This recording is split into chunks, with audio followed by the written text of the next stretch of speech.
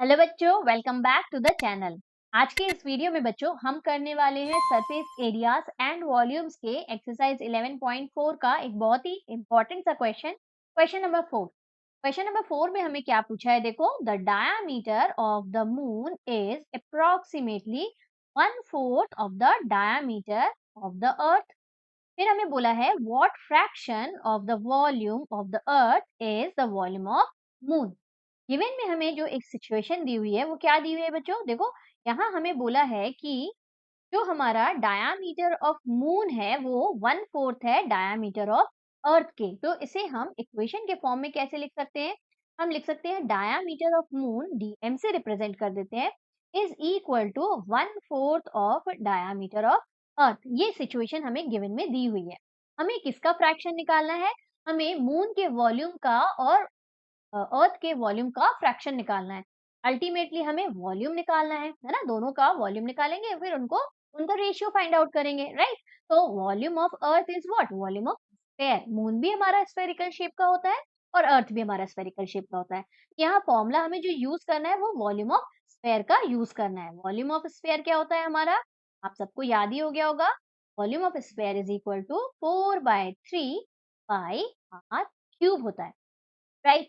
अब जो हमें सिचुएशन दी हुई है वो हमें डायमीटर के फॉर्म में हमें कंडीशन दी हुई है और हमें क्या चाहिए? हमें रेडियस के फॉर्म में चाहिए क्योंकि हमें रेडियस की जरूरत है। तो हम इसे रेडियस के टर्म्स में कन्वर्ट कर लेते हैं। कैसे करेंगे? हमें मालूम है ना कि diameter is equal to twice of radius होता है। तो सिंपली हम डायमीटर ऑफ मून को रेडियस ऑफ मून के टर्म्स में कन्वर्ट कर लेंगे और अर्थ के डायमीटर को रेडियस ऑफ अर्थ के टर्म में क्या कन्वर्ट कर लेंगे। कैसे करेंगे? सिंपली आपको डायमीटर ऑफ मून की जगह क्या लिखना है? Twice of radius of moon equal to 1/4 of diameter of earth की जगह हम simply twice of radius of earth लिख देते हैं। आर ई और आर एम इसे डिनोट करना इंपॉर्टेंट है। सिर्फ आर लिख के आप नहीं छोड़ेंगे, है ना? हमें मालूम होना चाहिए कि किसका रेडियस है। देखो, सिंप्लीफाई कर देते हैं। 2 से 4 को कैंसिल करते हैं तो 2 2 का 4 हो गया। यहाँ हमारा twice of radius of moon है और यहाँ पे हमारा 1/2 रेडियस ऑफ अर्थ है। इसको क्रॉस मल्टीप्लाई कर देते हैं तो 2 2 हो जाएगा 4। R m radius of moon is equal to radius of earth. तो ये हमें एक क्या मिल गई? इक्वेशन मिल गई। इसका यूज हमें कहाँ करना है? जब हम फ्रैक्शन निकालेंगे तब करना है। तो हम फ्रैक्शन निकाल लेते हैं। किसका फ्रैक्शन निकालना है हमें? Volume of moon on volume of earth का हमें फ्रैक्शन निकालना है ना? तो ये हो जाएगा हमारा वॉल्यूम ऑफ स्फेयर का फॉर्मूला दोनों का सेम है 4/3 पाई। यहाँ लेकिन आर क्यूब में सिंपली आर क्यूब नहीं लिखना है। ऊपर हमारा मून है तो किसका रेडियस है? ये मून का रेडियस है। और नीचे हमारा क्या आ जाएगा? 4/3 pi r cube of what? R cube of earth. इतना हो गया। अब देखो कितना इजी हो गया। यहाँ से 4/3 को 4/3 से कैंसिल और पाई को पाई से कैंसिल। अच्छा, आप जब भी इस तरह के क्वेश्चन को सॉल्व करोगे तो फ्रैक्शन के फॉर्म में ही सॉल्व करेंगे जैसे अभी हमने किया है ना, अलग अलग नहीं निकालेंगे। देखो कितना इजी हो जाता है। जो जो कॉमन टर्म्स है वो तो कैंसिल हो जाने हैं। बचा क्या? देखो हमारा यहाँ पे बचा है यहाँ पे हमारा बचा क्या है? This is equal to r m radius of moon का क्यूब और रेडियस ऑफ अर्थ का क्यूब बचा हुआ है। अब हम इसको क्यूब को कॉमन कर देते हैं तो इसे हम इस तरह से लिख सकते हैं r upon m r upon e sorry r m upon r e को होल क्यूब के फॉर्म में लिख सकते हैं। बिल्कुल लिख सकते हैं।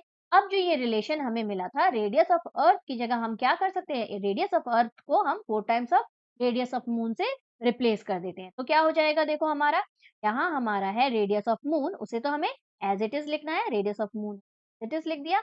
रेडियस ऑफ अर्थ की जगह हम क्या लिख देते हैं? 4 times of radius of moon, क्योंकि रेडियस ऑफ अर्थ की वैल्यू हमें क्या मिली है? 4 times of radius of moon मिली है। यहाँ से होगा ये और होल क्यूब है उसको हम एज इट इज पुट कर देते हैं। यहाँ आप देख ही पा रहे हो ऊपर भी हमारा रेडियस ऑफ मून है, नीचे भी हमारा रेडियस ऑफ मून है, दोनों हो जाएंगे कैंसिल। तो we are left with what? We are left with 1/4 का होल क्यूब।